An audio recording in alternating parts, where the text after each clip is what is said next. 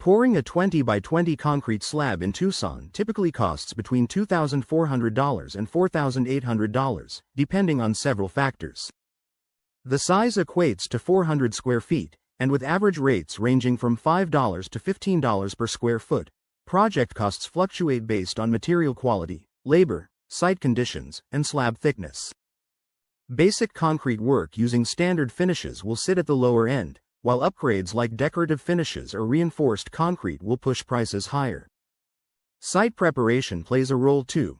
If your property requires leveling or debris removal, labor charges can increase.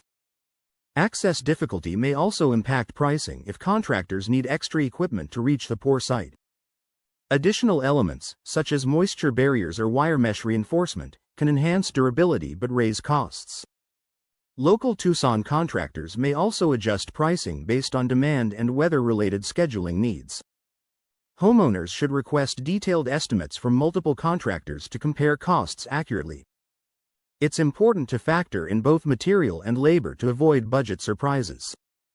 A well-poured slab provides a long-lasting base for structures like patios, garages, or workshops, so investing in quality materials and skilled labor ensures your 20 by 20 concrete slab will perform well over time in Tucson's desert climate.